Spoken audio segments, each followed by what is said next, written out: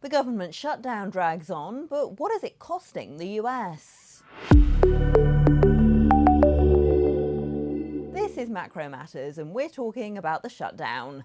The federal government shutdown looks set to drag into the weekend, costing an estimated 0.1% of GDP for every week it goes on. Historically, shutdowns haven't had a lasting impact on the economy, but with the Trump administration threatening permanent layoffs of federal employees, this one could be different.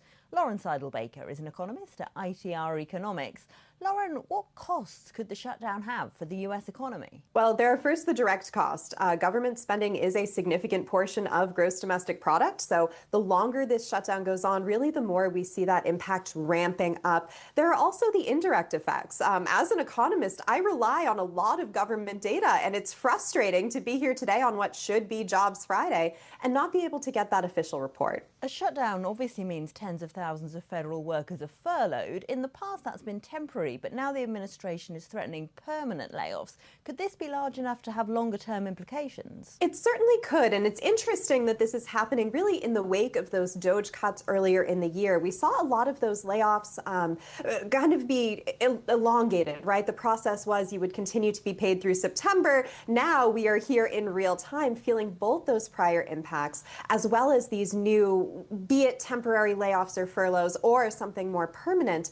I think this is straining that segment of the labor market. There might need to be some shift either from federal government spending over to states and local governments to kind of fill that gap, but there also could be very real costs to individuals. At the labor market side of things, maybe some reskilling is needed. There are still open positions out there, but they don't necessarily line up with the skill set of these laid off workers. As you said, the jobs report for September that should be out today has been delayed, but private payrolls data looked weak earlier this week.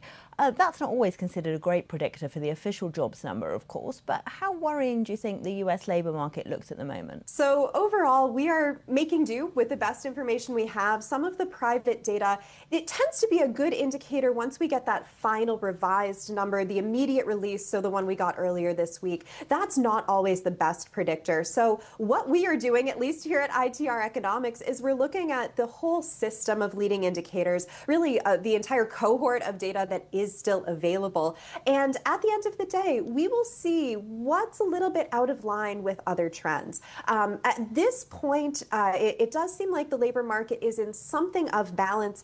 That balance, though, is at a much lower level than we had seen historically. So what I mean by that is that on the one hand, we both have fewer jobs being created, fewer open positions that businesses are hiring for. But on the other hand, with some very negative immigration patterns, we're also seeing lessened labor availability. So those two things can be in balance, but also be lagging some of the more active numbers we saw, say, a year or two ago. With a lack of data, though, how can you know if the demand is starting to reach a worryingly low level where the unemployment rate will start to tick up? That is the real question. We have been, I won't say scrambling for new data sources, but we are certainly looking for every possible bit of information.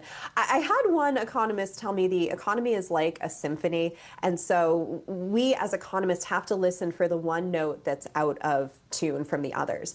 With the government shutdowns and a lot of government data not available, it's like we lost the entire woodwind section and maybe some of the strings, but at the end of the day, we can use what we have. We can still hear what song is playing. Obviously, listening out for that song are Fed policymakers too, who have to take a decision next at the end of the month. Without the data, could that make them more cautious about cutting? I think that's very possible. We will still get some additional data sets on the inflation numbers. That's a quality of data issue from the BLS that we had been concerned about previously with regard to the CPI numbers. So I think there has already been a little bit of motion in this direction of looking more broadly at what data is out there, what in fact we can say for sure is happening in the economy. So I think the Fed, as much as they have their one preferred gauge of inflation, they'll also be looking a little bit more broadly, but the hesitancy certainly could be coming to the forefront with this lack of information. What's the bigger risk in your view, that no data makes Fed policymakers too cautious to cut, or that it causes them to move too quickly? Oh, goodness. We always have this question with the Fed. Do they wait too long or do they move too soon in the wrong direction?